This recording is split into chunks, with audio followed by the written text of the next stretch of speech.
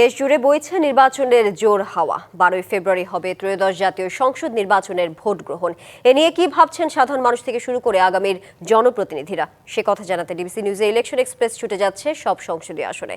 এখন রয়েছে সংসদীয় আসন 182, Dhaka 9। CSRM DBC election express আজ আছি রাজধানী ঢাকায়। এই মুহূর্তে আমাদের সাথে অতিথি হিসেবে যুক্ত আছেন ঢাকা 9 আসনে বিএনপি মনোনীত প্রার্থী জনাব হাবিবুর রশিদ হাবিব। আমরা তার সাথে একটু কথা বলবো। আপনি তো এই আসনে বিএনপির পক্ষ থেকে নির্বাচন করছেন, কেমন সাড়া পাচ্ছেন মানুষের? ধন্যবাদ আপনাকে। আমি এই এলাকারই সন্তান। এই এলাকার অলিতে গলিতে ঘুরে আমি বড় হয়েছি। আমার রাজনীতিও শুরু এই এলাকা থেকে। আমি এখন নির্বাহী কমিটির সদস্য, একসময় ছাত্রদল কেন্দ্রীয় কমিটির সাধারণ সম্পাদক ছিলাম। মহানগর বিএনপিরও ভারপ্রাপ্ত সাধারণ প্রথম যুগ্ম দায়িত্ব পালন করেছি। দীর্ঘ সময় এই এলাকায় আমার মানুষের সাথে একটি সামাজিক, রাজনৈতিক, ব্যক্তিগত সম্পর্ক গড়ে উঠেছে। আর এই এতগুলি ধাপে ধাপে আমি রাজনীতি করেছি, মানুষ আমার সম্বন্ধে জানে।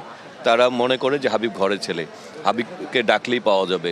হাবিব যে কোনো সময় যে কোনো জায়গায়, হাবিবকে পেতে কোনো প্রটোকল লাগবে না, মাধ্যম লাগবে না। যে কোনো সময় বাসায় যাওয়া যাবে, কথা বলা যাবে, এলাকার সমস্যা নিয়ে আলোচনা করা যাবে। আমার আসলে নির্বাচনে আমার দল যদি আমাকে নমিনেশন না দিত, তাহলে আমি জানতাম না মানুষের এতটুকু ভালোবাসা আমি কবে অর্জন করেছি। আমি এই এলাকার এই মানুষের ভালোবাসার কাছে আমি কৃতজ্ঞ। এবং মানুষ আজকে একটা জোয়ারের তৈরি হয়েছে, স্বতঃস্ফূর্ত রয়েছে। তা আমি মনে করি যে মানুষের বিশ্বাস, আস্থা আগামী দিনে ব্যালটের মাধ্যমে আমরা নির্বাচিত হয়ে আমরা এই এলাকার এই মানুষের সম্মানকে রক্ষা করব এবং আমরা 31 দফার ভিত্তিতে আগামী বাংলাদেশকে এবং ঢাকা 9কেও গড়ে তুলব। কোন বিষয়টাকে গুরুত্ব দিয়ে আপনি আপনার উন্নয়ন কার্যক্রম শুরু করেন? আমাদের আসলে ঢাকা 9 একটা বঞ্চিত এলাকা। আমাদের সুযোগ সুবিধার জায়গাটা খুবই কম। আমাদের আসলে ভালো মাঠ নাই, ভালো কমিউনিটি সেন্টার নাই। আমাদের এখানে খাল বিল ভরাট করে দেওয়া হয়েছে। আমাদের এখানে হাসপাতাল একটাই হাসপাতাল, যেখানে অন্তত আরও 4-5টা হাসপাতাল দরকার। এখানে রাস্তাঘাটগুলি সংস্কারের প্রয়োজন, প্রশস্ততা প্রয়োজন। আমাদের এখানে এই গ্যাসের বিশাল সমস্যা। আমাদের মা খালারা রাত্রে 2টা থেকে 6টা পর্যন্ত রান্না করে। এই সমস্যার একটা স্থায়ী সমাধান দরকার।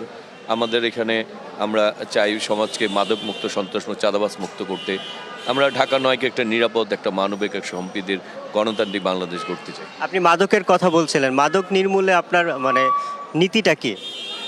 আমাদের দল এই বলেছে যে এই আগামীর বাংলাদেশ, যেটি আমাদের বিএনপি চেয়ারম্যান জনাব তারেক রহমান বলেছেন যে তিনি সবাইকে নিয়ে কাজ করতে চান। সেই সবাইটা কারা? যারা রাষ্ট্রের কল্যাণ চাবে, দেশের কল্যাণ চায়, যারা সমাজের কল্যাণ চাবে।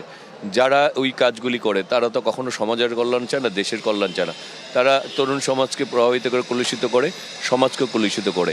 সুতরাং এই ব্যাপারে আমাদের রাজনৈতিক দল, আমার প্রার্থী হিসেবে আমাদের যে অবস্থান, সর্বোচ্চ অবস্থানে আমরা থাকবো।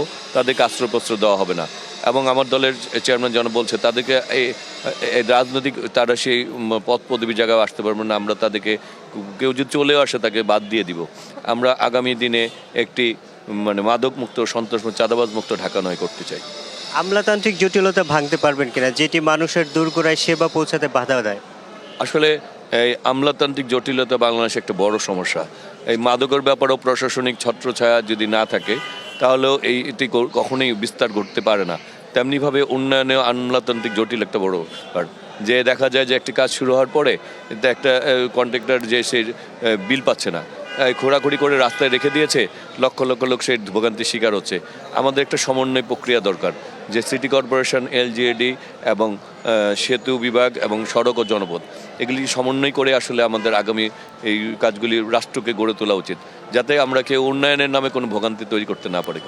আমাদের সাথে যুক্ত হওয়ার জন্য আপনাকে অসংখ্য ধন্যবাদ। নির্বাচিত হলে নিশ্চয়ই মানুষের জন্য আপনি কাজ করবেন, সেই আস্থা নিশ্চয়ই মানুষ আপনাকে দেখাচ্ছে। আমরা ডিবিসি ইলেকশন এক্সপ্রেস আজ সারাদিন ছিলাম এই জেলায়, আরও কিছুক্ষণ থাকবো এবং পরবর্তী সংবাদে আমরা নতুন কোনো প্রার্থী নিয়ে আপনাদের সামনে হাজির হব। ততক্ষণ আমাদের সাথে থাকুন, ভালো থাকুন।